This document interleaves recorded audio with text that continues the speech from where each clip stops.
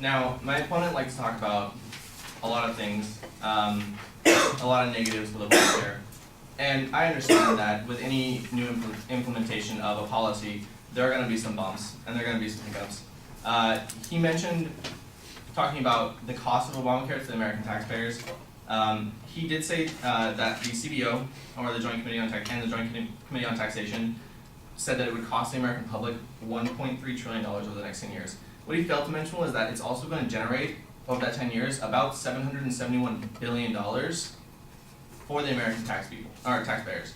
That's just in tax revenue alone. Now, over the course of the 10 years, it's estimated that about $49 billion annually will be put back into the economy in jobs, in tax breaks, according to the aboutinsurance.com article on what the uninsured healthcare would cost. Now, it seemed to me like the biggest problem with the American Care Act is that everyone's talking about the cost, or the Affordable Care Act.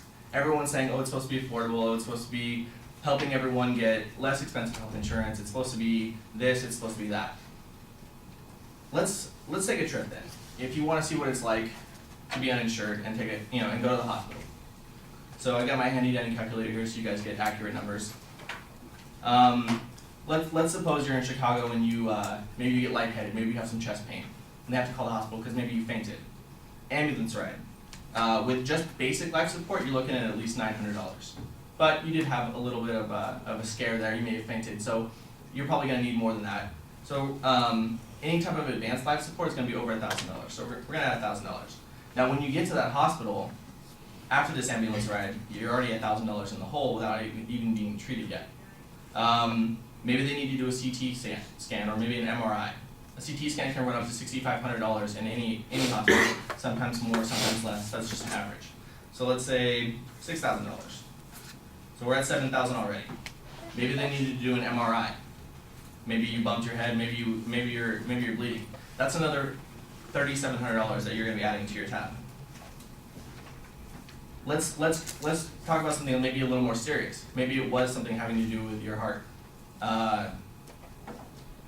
Including the physician and hospital charges, a bypass surgery without insurance will run you at least $50,000.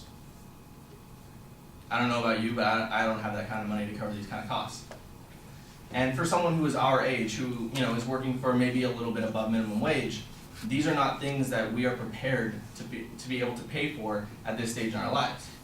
What Obamacare does is it provides the ability to start getting health care at a young age, at an affordable rate, so that we can prevent these types of things from happening through regular checkups, through regular maintenance of our bodies, because our bodies will start to break down the older that we get. Now, what my opponent did fail to mention was that when he talked about all of us being 25 having to pay for these policies, that's usually not the case. If you live in a home where your parents have insurance, until you're 26 now, you are automatically covered under their health plan. Now, if your parents, maybe they don't make enough money, maybe they're under the standard for the poverty line, which is 138% of the total poverty amount, your family can be covered by what's called Medicaid or Medicare. Now, with the new tax revenue and with this spending, it's not like they're just spending this money on nothing. Medicare or Medicaid has expanded to up to 15.9 million women, children, men that are below this poverty threshold. The Children's Health Insurance Program, according to the Affordable Care Act on Medicaid's website, is now covering more than 8 million children and families with incomes that are too high to qualify for Medicaid, but still can't afford this private coverage. Now, when we're talking about what this plan does, I think people expected this to be a quick fix. Now, I don't know about you, but with a country this size, with more than 300 million people, we're not going to be able to just overnight say, okay, cool, the medical community is not going to be as expensive anymore, cost of health coverage is not going to be what it was yesterday, but this is the step in the right direction. This is moving towards lowering the overall costs of medical care in the United States. It's not designed to be a a scheme where everything just kind of disappears overnight. You no longer owe thousands and thousands of dollars for these medical costs. But if you are preventing these, preventing these illnesses, if you're getting regularly checked, then you won't have to worry about shelling out this money later on. And the overall cost of medical coverage is going to go down in the long run. Now in the short run, there are some costs. There's no getting around that. And with the implementation of anything new in a country this size, there's gonna be some upfront costs.